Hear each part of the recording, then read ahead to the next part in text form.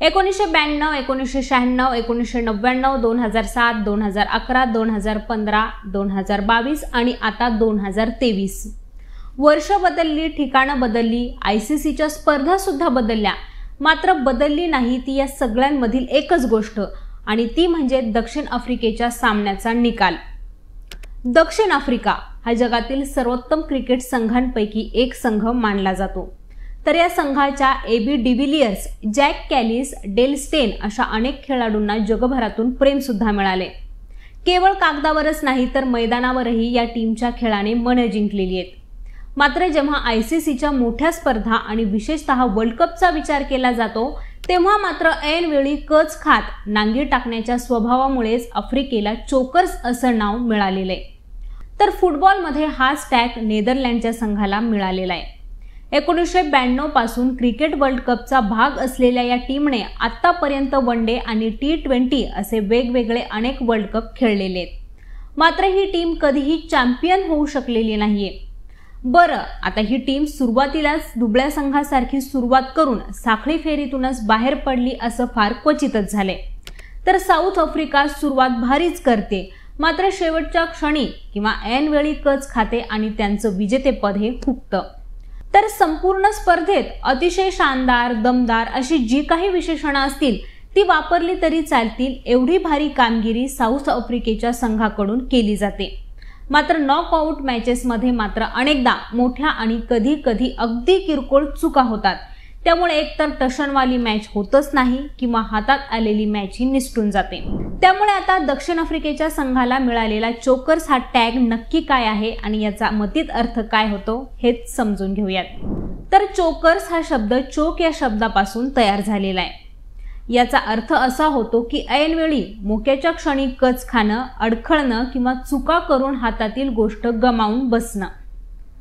तर ICC टुर्नामेंटच्या मोठमोठ्या सामन्यांमध्ये किंवा बाद फेरीतील मॅचेसमध्ये कच खाण्याच्या वृत्तीमुळेच या धुरंधर टीमला चोकर्स असं म्हटलं जाऊ लागलं.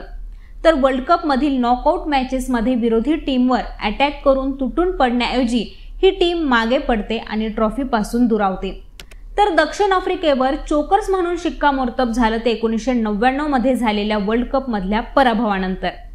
मात्र त्यांना चोकर्स म्हणायला खऱ्या अर्थाने सुरुवात झाली ती 1992 आणि त्यानंतर 1996 मध्ये झालेल्या लाजिरवाण्या पराभवानंतर.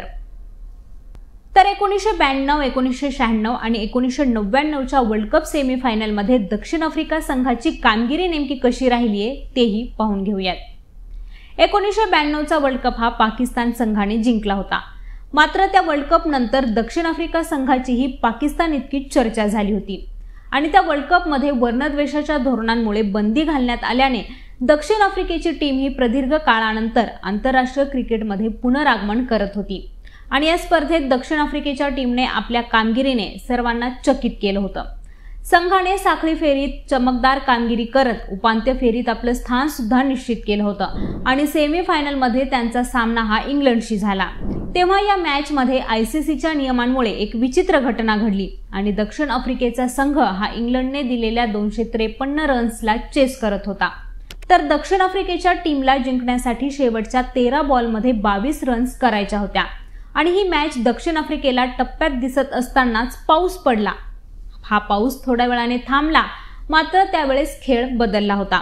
तेव्हा सामना हा पुन्हा सुरू होण्यापूर्वी त्यावेळच्या मोस्ट प्रोडक्टिव्ह ओव्हर नियमानुसार दक्षिण आफ्रिकेच्या संघाला 1 बॉलवर 21 धावांचं अशक्य लक्ष्य देण्यात आलं, जे पाहून कोणाचाही विश्वास बसत नव्हता. त्यामुळे दक्षिण आफ्रिकेचा संघ हा स्पर्धेतून 1992च्या सेमीफायनलमधून बाहेर पडला. 1996च्या वर्ल्ड कप सेमीफायनल बद्दल बोलायचं झालं तर 1992ची आठवण विसरून पुन्हा मैदानावर उतरलेल्या दक्षिण आफ्रिकेने 1996 मध्ये पुन्हा दमदार सुरुवात केली होती. तेव्हा साखळी फेरीतील 5 मॅचेस जिंकून संघाने उपांत्यपूर्व फेरीत प्रवेश केला. मात्र तिथं वेस्ट इंडिजकडून 19 धावांनी पराभूत झाल्यामुळे दक्षिण आफ्रिकेच्या संघाला स्पर्धेतून बाहेर पडावं लागलं. 1999च्या वर्ल्ड कपची आठवण सांगायची झाली तर या वर्ल्ड कप मध्ये दक्षिण आफ्रिका संघ हा कटू आठवणी विसरत पुन्हा एकदा मैदानावर उतरला होता. तेव्हा ऑस्ट्रेलिया आणि दक्षिण आफ्रिका हे आमने सामने होते आणि या मॅच मध्ये दक्षिण आफ्रिकेचा कर्णधार हॅन्सी क्रोन याने टॉस जिंकून बॉलिंग घेतली. तेव्हा त्याचा हा निर्णय सुरुवातीला योग्यच ठरला होता. आफ्रिकन संघाने ऑस्ट्रेलियाच्या टॉप ऑर्डरला उद्ध्वस्त केलं होतं. 68 रन्सवर ऑस्ट्रेलियाचे मार्क वॉ, ॲडम गिलक्रिस्ट, रिकी पॉटिंग आणि डॅरन लेहमन असे 4 प्लेयर्स हे पेव्हिलियनमध्ये होते. यानंतर मायकेल वेबनने इतर खेळाडूंसोबत छोट्या पार्टनरशिप रचल्या आणि त्यामुळे ऑस्ट्रेलियन टीमने 213 इतकी मजल मारली होती. तेव्हा शॉन पॉलॉकने 5 आणि ॲलन डोनाल्डने 4 विकेट्स घेतल्या होत्या. तर 214 रन्स चेस करताना गॅरी कर्स्टन आणि हर्षल गिब्स यांनी टीमला चांगली सुरुवात करून दिली आणि पहिल्या विकेटसाठी 48 धावा या फलकावर लावल्या होत्या. आणि यानंतर मात्र शेन वॉर्नची जादू ही सुरू झाली. वॉर्नने लागोपाठच्या ओव्हर्समध्ये दोन्ही खेळाडूंना बाद केलं. कॅप्टनच्या विकेटसह 61 धावा 4 विकेट्स गमावल्याने दक्षिण आफ्रिकेचा संघ हा अडचणीत आला होता. त्यानंतर जॅक कॅलिसने जॉन्टी रोड्ससह 5व्या विकेटसाठी 84 धावांची पार्टनरशिप रचली आणि स्कोअर बोर्ड हा 150च्या पुढे नेला. यानंतर टीमने पुन्हा ठराविक अंतराने विकेट्स गमावल्या आणि 9 विकेट्स 198 रन्स अशी स्थिती झाली होती. तेव्हा टीम आफ्रिका ही अडचणीत होती. मात्र दक्षिण आफ्रिकेसाठी दिलासा देणारी एक गोष्ट होती, ती म्हणजे त्यांचा स्टार प्लेयर लान्स क्लुजनर हा अजूनही क्रीजवर होता. ॲलन डोनाल्डही त्याच्या सोबत होता. तर शेवटच्या 8 बॉल्समध्ये 16 रन्स पाहिजे होत्या. तेव्हा क्लुजनरने मॅकग्रॉच्या ओव्हरला 5व्या बॉलवर 6 मारला आणि पुन्हा 1 रन घेत स्ट्राईक हा स्वतःकडेच ठेवला.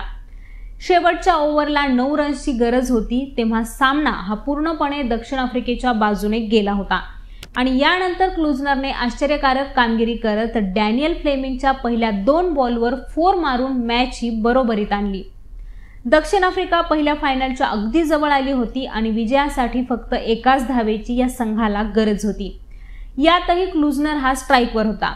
तर क्लुजनरने ओव्हरचा 3रा बॉल मिड ऑनच्या दिशेने खेळला होता, ज्याला डॅरेन लेहमनने कॅच केला आणि नॉन स्ट्राईक एंडला थ्रो केला. त्यावेळी डोनाल्ड हा क्रीजच्या बाहेर येत होता, मात्र तो थोडक्यात बचावला. दक्षिण आफ्रिकेसाठी हा एक प्रकारचा इशाराच होता. तेव्हा ओव्हरच्या 4थ्या बॉलवर क्लुजनरने बॉल मिड ऑनच्या दिशेने ढकलला आणि रन घेतली. मात्र नॉन स्ट्राईकवर उभ्या असलेल्या ॲलन डोनाल्डची नजर ही बॉलकडेच होती आणि तो सावरण्याआधीच फ्लेमिंगने गिलख्रिस्टकडे बॉल थ्रो केला आणि त्याने विकेट्स उडवत दक्षिण आफ्रिकेच्या आशा सगळ्याच धुळीत मिसळवल्या. मॅच टाय झाल्यानंतरही ऑस्ट्रेलियाने फायनल गाठली होती, कारण सुपर 6 फेरीत ऑस्ट्रेलियाने दक्षिण आफ्रिकेचा पराभव केला होता. शिवाय ऑस्ट्रेलियाचा रन रेटही चांगला होता आणि या सामन्यातील पराभवानंतरच दक्षिण आफ्रिकेवर चोकर्स हा टॅग लागला, जो आजही कायम आहे अगदी आतापर्यंत. नुकत्याच झालेल्या T20 वर्ल्ड कप मध्ये नेदरलँड सारख्या टीमकडून 13 रन्सनी हारल्यामुळे दक्षिण आफ्रिकेच्या संघाला बाहेरचा रस्ता हा पकडावा लागलाय. तेच आजच्या मॅचमध्येही संपूर्ण स्पर्धेत चांगली बॅटिंग करणारी टीम आज मात्र ढेपाळलीये. बॉलर्स आणि टीम लढली, मात्र हरल्याने त्यांचा चोकर्स हा टॅग आता कायम राहिलाय. तर ही माहिती तुम्हाला कशी वाटली हे आम्हाला कॉमेंट करून नक्की सांगा. तसंच यांसारख्या विश्लेषणांबद्दल जाणून घेण्यासाठी लेट्स अप मराठीला सगळ्यात सोशल मीडिया हँडलवरती फॉलो करायला विसरू नका.